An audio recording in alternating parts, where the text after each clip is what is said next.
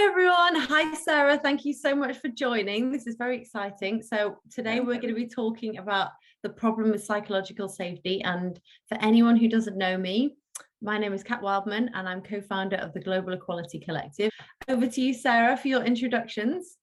I run Trevor Inclusion, an inclusion consultancy, and I consult on psychological safety, development of culture, transformational cultural development, and also what makes us perform best. Thank you for having me, Kat. It was my pleasure. My goodness. So you and I have had so many chats about organizational change and psychological safety, and we always end up going down such rabbit holes and getting really excited and trying to jump through the computer screen towards each other. So we thought we'd lay this down we're actually doing a series of 4, and the first one is all about setting the scene. So we're going to start off with talking about the problems with psychological safety. So from your experience, this is one of the first chats we had. What problems have you seen with psychological safety, people's understandings of it, and generally where it's going wrong? I think, first of all, let's kind of explain psychological safety in the most understandable terms. So it's basically interpersonal risk. It's allowing people to challenge the system, the status quo, and being okay with that, and being okay with interpersonal disagreement within a team, within a workforce. It's not about being nice, it's not about being overly sensitive. It's about identifying inclusive behaviours we can all adopt to try to enable a positive climate. And the issue that we often see in leaders that want it in their team dynamic, is unfortunately the positive climate isn't there at the top. And it needs to be. It needs to be, the inclusive behaviours need to be role models from the top down in senior leadership, in C-suite. It needs to be coming from there. We need to see accountability at the top. If we don't feel safe in our jobs, we don't feel safe to speak out.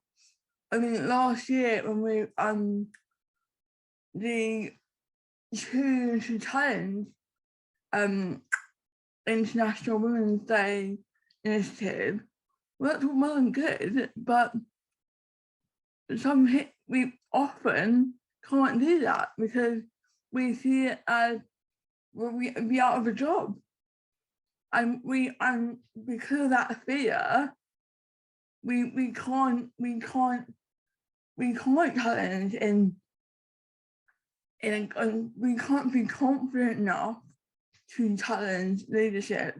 We can't be confident. We're not confident to within our setting to challenge the team opinion, the leadership opinion, because we see it as we see the opinion of the leader as being the one we have to adopt, as opposed to an equal opinion to ours, which we can challenge and then discuss and then innovate from.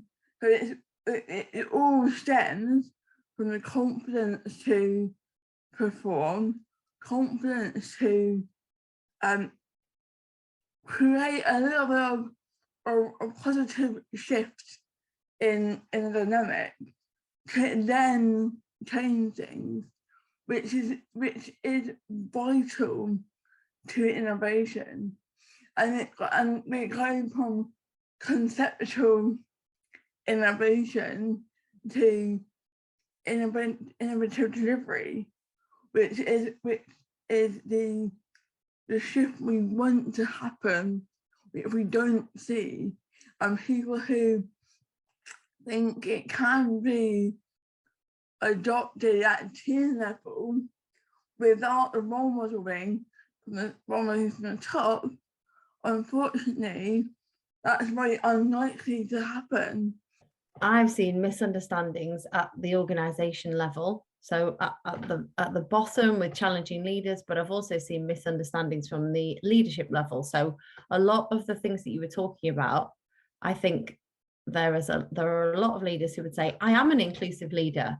But when you're saying about demonstrating those behaviors, if you could pinpoint those behaviors that leaders need to demonstrate in order to be an exemplar from the top down, what would you say? And then we'll come on to employee misunderstanding of it. When we look at behaviors that stimulate productivity, performance, positive climate, inclusive behaviors that we want leaders to represent and show, it comes down to humility, first and foremost. We are all charmed and drawn to charismatic people. We are fooled, we're all fooled into thinking that that's what we want our leadership to be, charismatic. But unfortunately, there's a lot of narcissism in charisma. When we look at leadership qualities, true leadership qualities, who galvanize their team, who don't take over, who actively listen, who want to get everyone's opinion out in a way that suits them, embrace, understand differences. So that's what it's all about, really. If we understand our people, how they work, how they tick, how they communicate best, how they want to communicate even, how they want to deliver work, we're going to get the best out of them. But that only comes when we actually get to know them and build trust, build rapport, build an interpersonal working relationship. Yeah. Oh my goodness. Do you know what? There's so much great stuff in what you've just said. And it was sparking my memories of bosses that I had in the past. And as you were talking about, you know, the charismatic ones are always the ones where they join the company, they get on the stage at the all hands and everyone's like, oh, wow. And sometimes there's substance underneath that. Sometimes they manage to strike the balance between humility and charisma.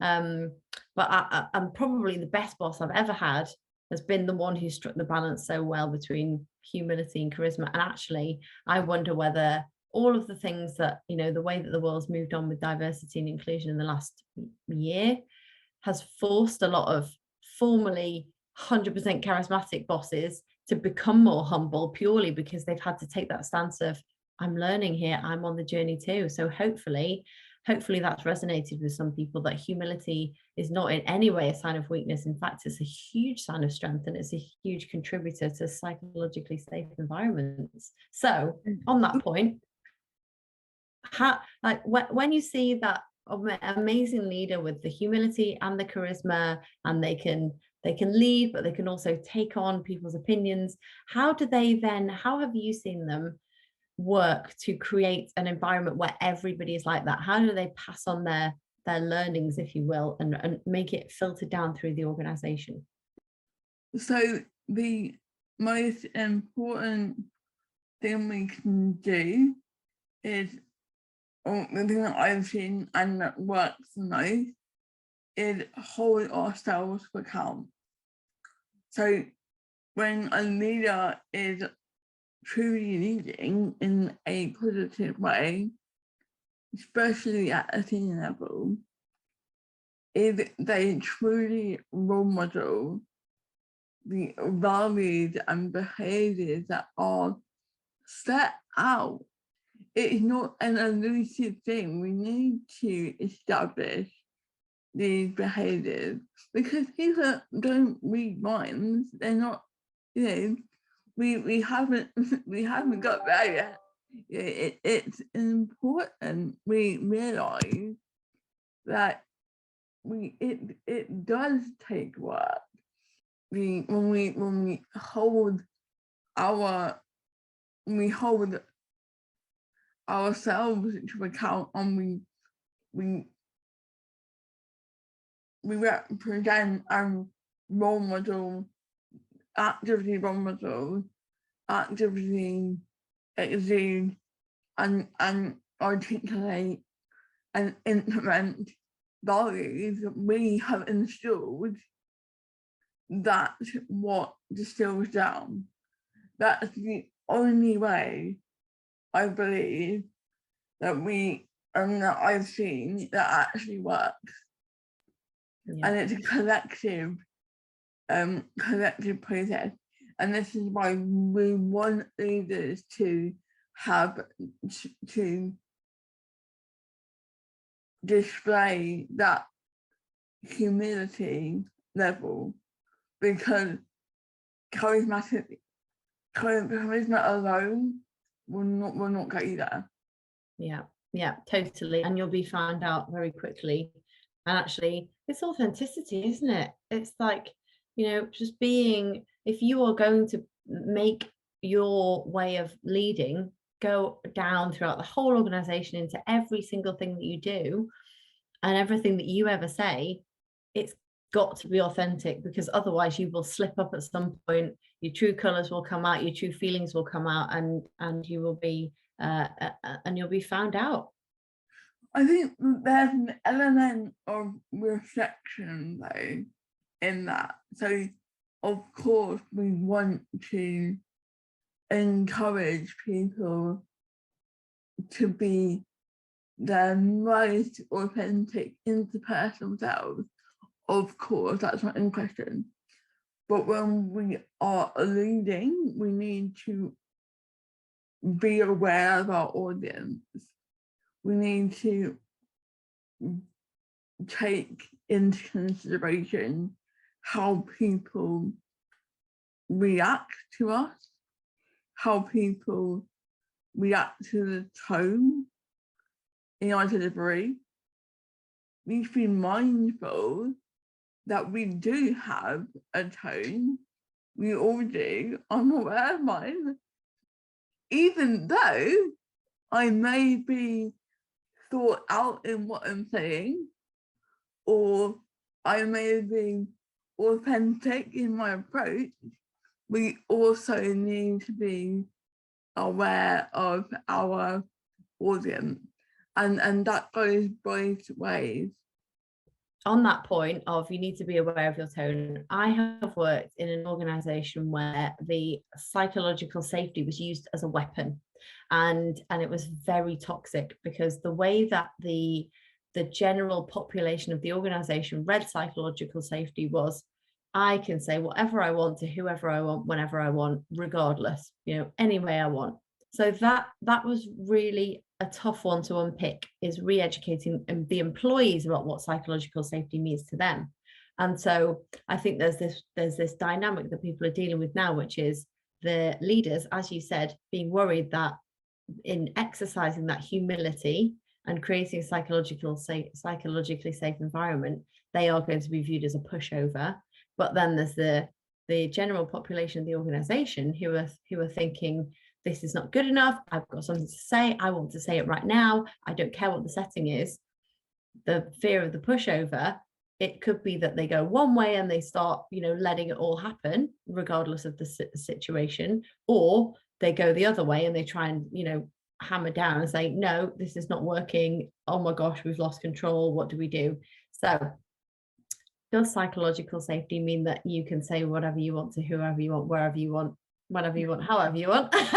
And also, how do leaders strike that balance between not being viewed as a pushover or not being a pushover, but also communicating out to the employees how psychological safety looks into raising things that are on their mind, and when is appropriate and what is appropriate.